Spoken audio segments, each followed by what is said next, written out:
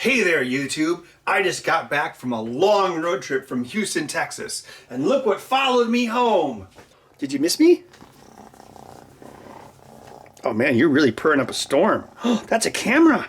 David, you found my cat. Ow, he found me. Oh, he's biting me. Crikey. That's not very nice. Jeez. Wait, Don't do did you that. say crikey? Yes. So, wait, you have an accent. That means YouTube's algorithm will support this video. Awesome. Here, I'll take him. Oh, yeah, I was gone all week, so Bud was like, where is my human? So this is my friend David Van Ness. He's from Australia, but he lives in Houston. Correct. And earlier this week, I flew down to Houston, and then we got the steak at Taste of Texas. And then we did a huge road trip. We drove up to Spooky Pinball and worked on your new game. Correct. Which is the next game from Spooky Pinball. Woo! And then he drove me back to Madison, and here we are. And we did get some Goodwill stuff too. Yeah, we got an old TV for like 20 bucks and a surprise Casio color calculator. But what I wanted to do in this video, because we were talking about this earlier, is you have one of the Panasonic P2 cameras. Yes. So I wanted to make this video talking about, you know, I talked about the Sony Mavica before, but I want to talk about this camera because this camera was really, really important when it comes to like digital filmmaking. Bud, what are you doing on his camera bag? The most valuable camera bag back in 2006. Port a cat. So David, you're from Australia, right? Yes, I am. So see this iron over here that is used to heat up a metallic compound? Soldering. Soldering? No, we're not sewing dirt. This is soldering. Oh, soldering. So you're saying that I am a solder, like, hey, do you need some dirt for your garden? You're gonna put the compost around. I'm the solder. Let me put some fertilizer down for you, mate. Yeah, but how many syllables are in aluminum? Aluminum? Now you got me. I figured I get a lot of feedback on how I say solder. Soldering, not solder. What is soldering? It's a silent L. Soldering. So anyway, we wanted to talk about this camera because so David, you're a professional videographer. I would say I'm a editor, probably more so. I mean, I've worked in post-production, I've directed, I've shot stuff. I mean, let's be honest, the days of being individuals in the video world and the film world is non-existent. You got to do everything. So when I got my first job in Florida, I was working for an infomercial company. So I was the editor down there, and they needed a B camera. And I thought I would be smart and I would buy a video camera so I could help out. And when was this? 2007. This camera was 2007. pretty new at that time. It was brand new, and the biggest selling feature on this was because everything was pretty much on tape at that point. So the biggest feature on this camera was the P2 card. And this is typically called the P2 camera as well. Correct. It was their first camera that features it. So you would call this a prosumer camera? Absolutely. Yeah. What could you define prosumer for the folks at home? So basically, it was one of those cameras that broke the form factor of it. So it wasn't on the shoulder. That was one of the big things that cameras used to be. Right. But also the price point. So this was retailing, I think, for $4,900 at the time. So most cameras of this quality were basically like $25,000. I mean, the big difference between this and what you get like at Best Buy is that most of the prosumers had 3 charge couple devices, one for each color. Yep. And the kitten's mewing. So it has the PCM CIA slots on it. So these are the same thing you'd find in a laptop back in like the late 90s, early 2000s.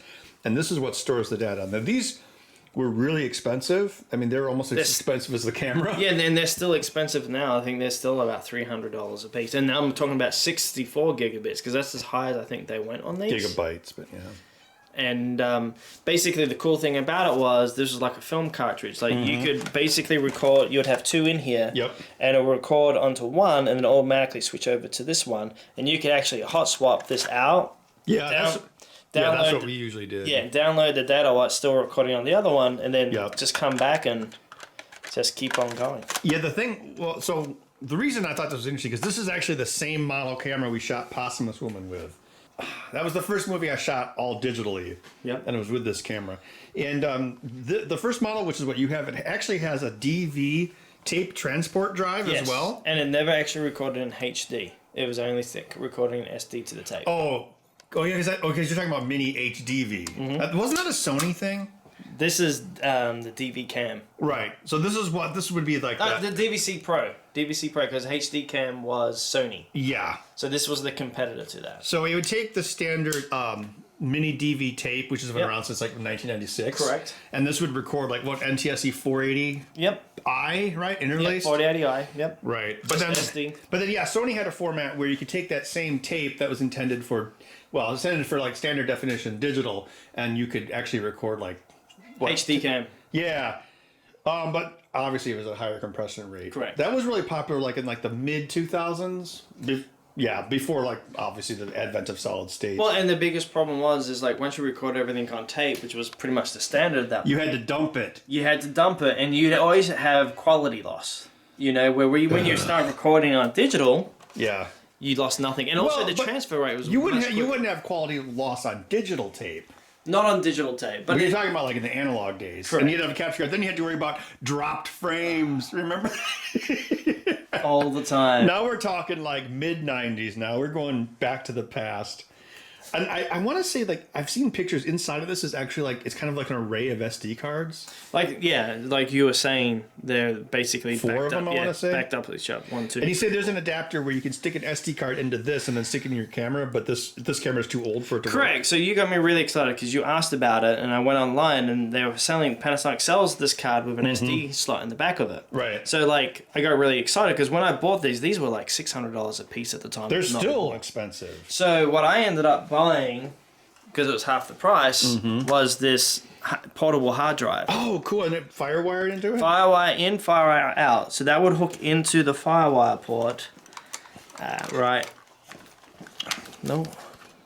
Oh yeah, that's the USB, because you can hook this up to a computer and actually it'll be a mass storage device. You can hook this up to a computer with USB and it's a mass storage device to dump the cartridges if you don't have like a separate card reader. Correct. But I used to firewire out of that and into that port there, and that would actually do catch any footage coming into it for a QuickTime program. And this could record at a higher data rate than the actual card, right? Correct.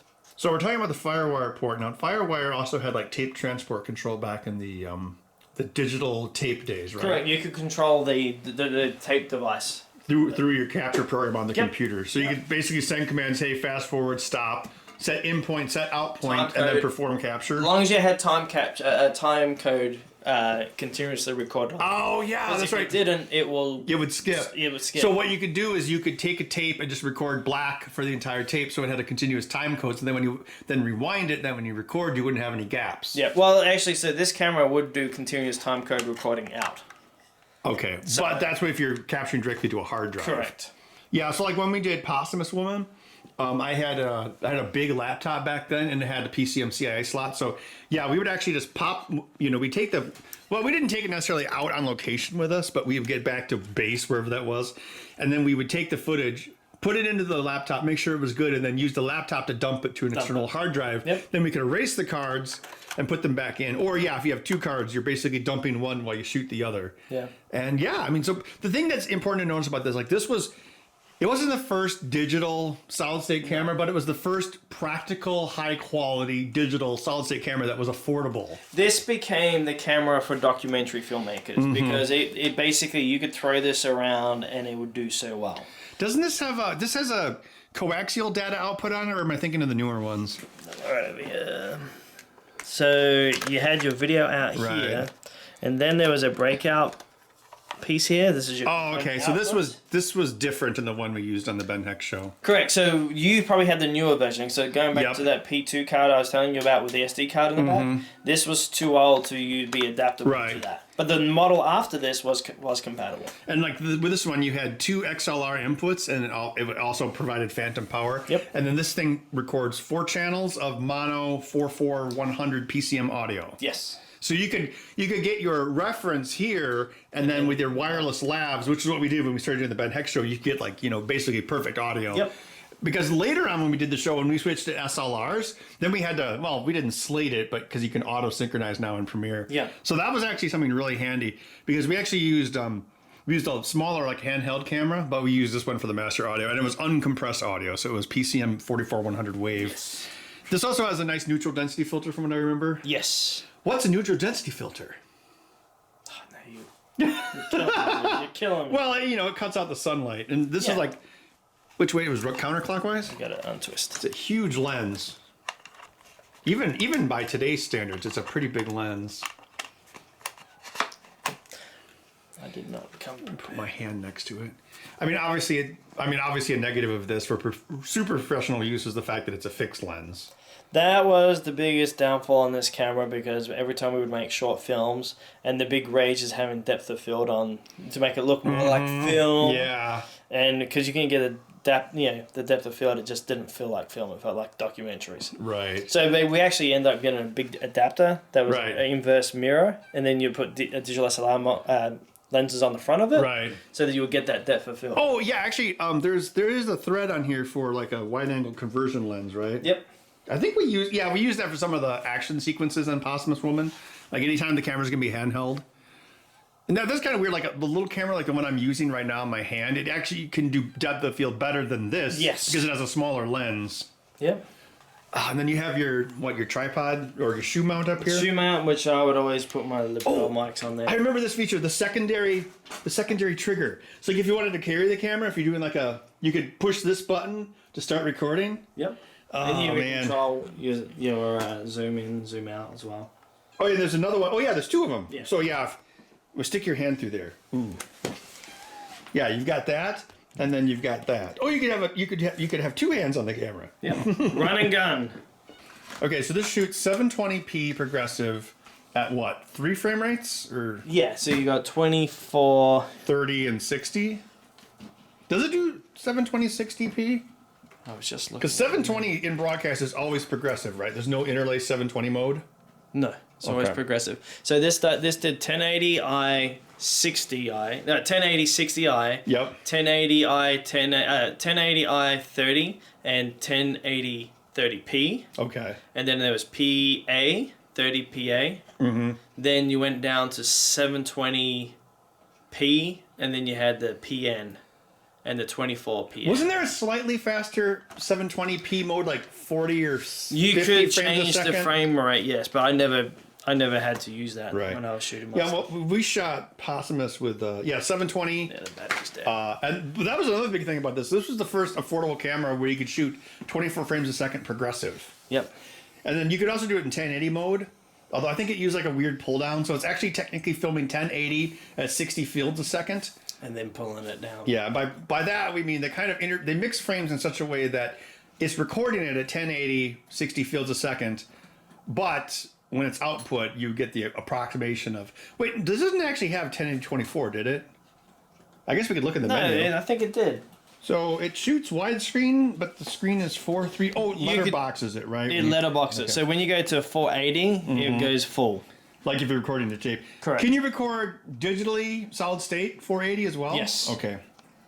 So there you go. 30p, 24p, 24pa. Oh, so it did have that. Yep. Okay. So 60p, 30p, 70. Oh, so you could do 60 frames a second progressive 720. So you could do slow motion with it. Yes. Of course, you would eat your cards twice as fast. So that's a nice thing. If you do 24 frames a second, you save, 6 frames a second. That actually adds up when it comes to like the storage. It's not so much the storage of what you're making, it's how much you can fit on a card. Correct. The original cards were like, 4 gigs? 4 gigabits, so you literally get like 15 minutes of... actually, So it wasn't that... It was very similar to like a film cartridge or a film reel. that's how they actually market it. Like, this is basically a film cartridge. So basically, this would be your cart 1, Right. cart 2, and you just swap them out. I think back when this was announced, like the biggest they had was 16 gig, and it was like $4,000 for the cartridge, for the memory Yeah, cartridge. it was bad. I think the highest they went was up to 128 eventually. So But now they still sell this camera, but it's obsolete. they have SD cards now. Oh, but they still sell it? Yeah, Like they have SD cards in these. oh yeah, because the resolutions for this are meant for broadcast. Yep. Yeah, because in broadcast HD TV is either 720p 60 frames a second, Or like for 1080i. sports. Yep. Yep, 1080i, and it's important to say it's fields, not frames per Yes. second. So it's interlaced. So you like 30 times a second, you would see field 0 or the even field, and then the other 30 frames you see the odd field. So it's the field's updated at 60 frames a second, but it averages to 30 complete pictures a second. And that's the same thing they did with standard definition television 480i, and they did it so they could display a 60 hertz picture at half the bandwidth. Yep. Basically a trick. PN, like people don't realize, like when we would send tape masters to ESPN and ABC, they only broadcast in 720p. They never did 1080p. And that's still the way. I mean, it's still the way it works today. I'm not sure they've actually changed that because I know they're doing a lot of 4K now, so I don't know what. Broadcast? Yeah. Really? I have a question about one of the options here. It says 480i record mode DVC Pro 50. What does that mean? DVC Pro 50 is like the DV cam of Sony. So the DVC Pro 50 is the Panasonic version. Oh, doesn't the 50 is like the data rate or something? Because what happens if we bump it up to? Oh wait, shoot. Yeah, so change it to like 720p, 24 frames a second.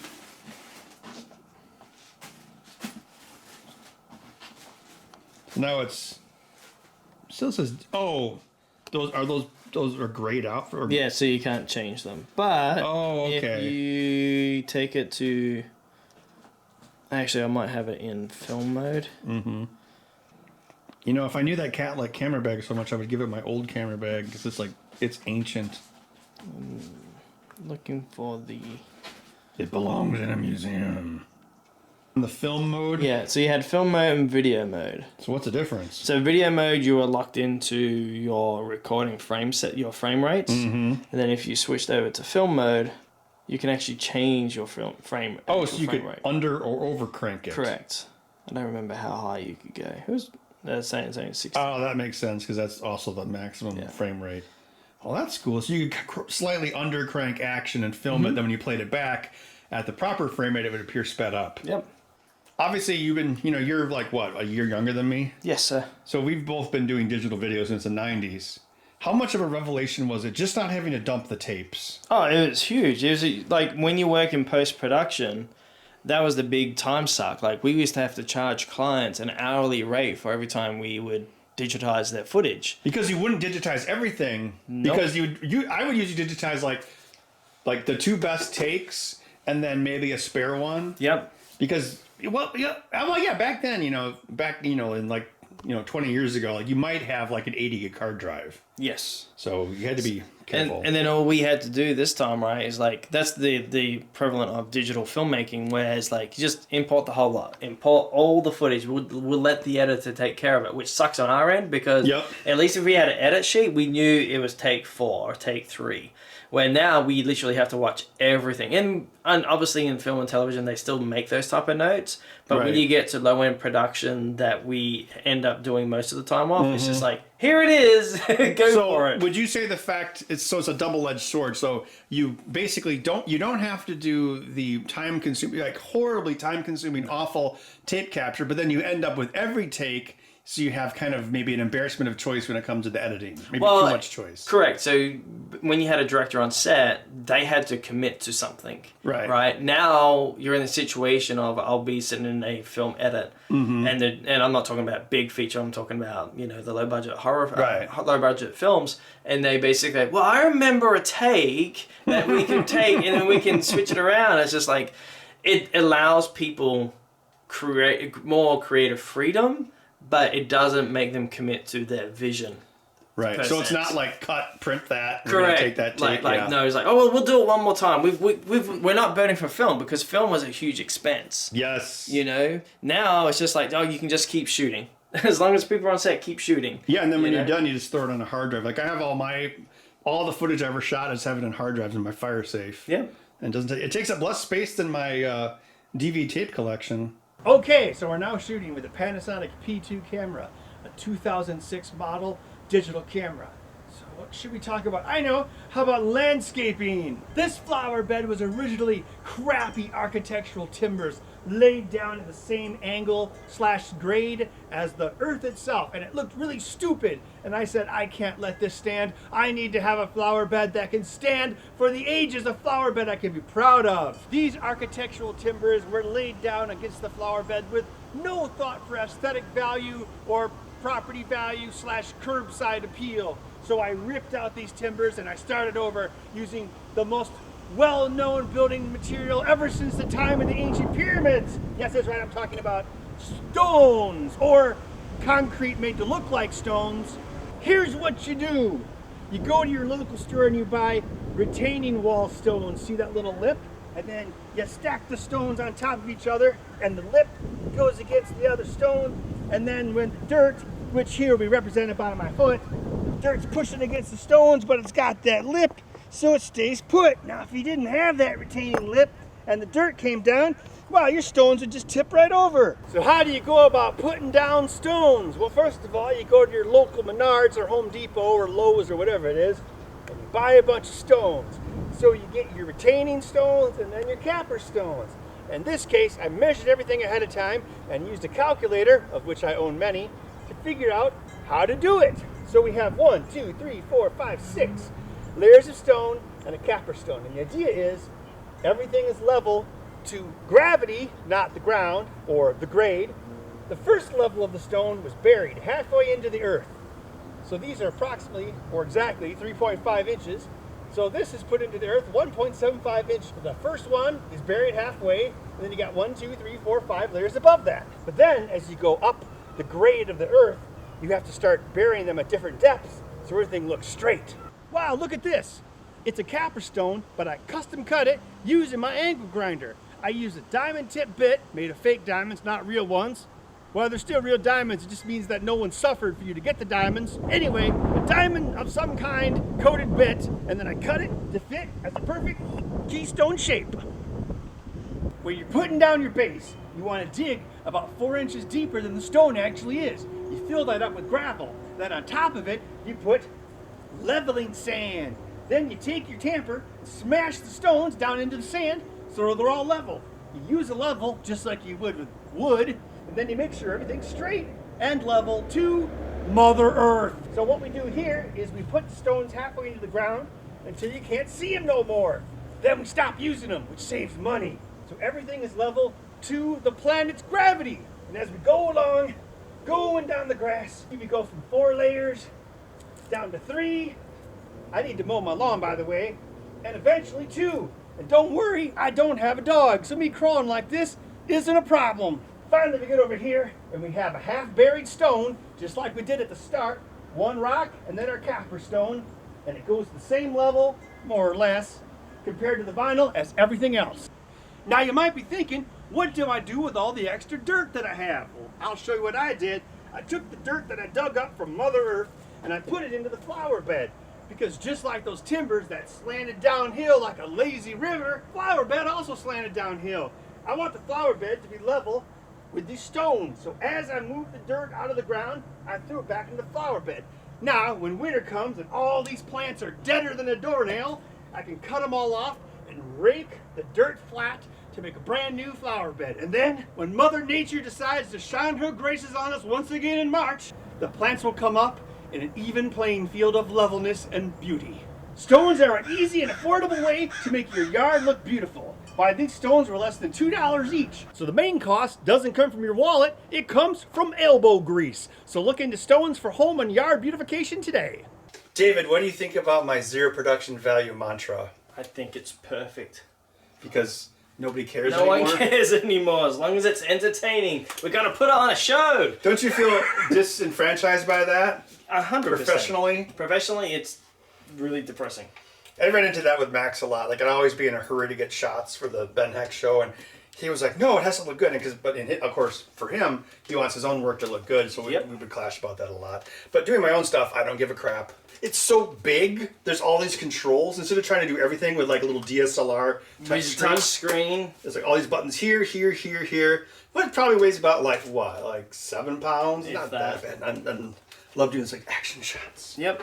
Yeah. Well, and that's the best thing about it, right? You feel like you can, like, literally what we call in the industry run and gun. Mm-hmm. Like, this is the perfect predator camera. You can get out there, get your shots.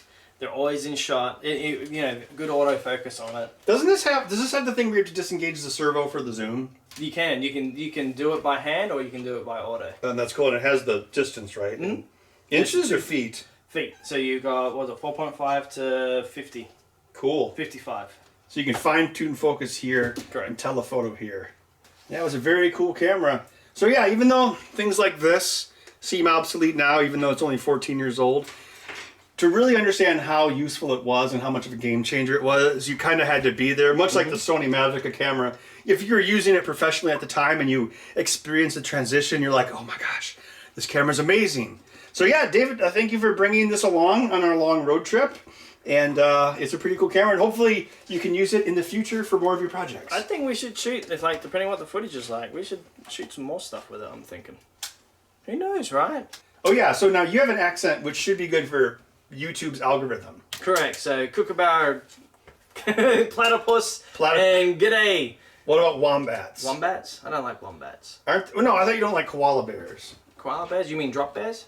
Drop bear? Do they drop down and attack you? That's what we tell the foreigners. Watch out, drop bear! Oh, but you said they are mean. They are, they will scratch and bite then. Huh, but they're so cute. Try Well, to a cat will scratch and bite. Yes. So I guess it doesn't really matter. But, I guess they can climb trees too, so... Hey, maybe after we finish this video, we can solder some circuit boards. Wanna go and put out some soil? Let's go and do the soil. No, I said mean solder. No, No, solder. Solder. Oh, bite me, dude. That's soldering. If you want to go and do some soil work, let's go and do soil work. We just filmed soil sod. Sorry, son. We had sod in our video. So I'm a solderer and a solderer. Yeah, so let's go and solder some things. Oh, the English language sucks. All right, well, That's a wrap. we'll see you in the next video. And David, thanks for being on camera. Anytime.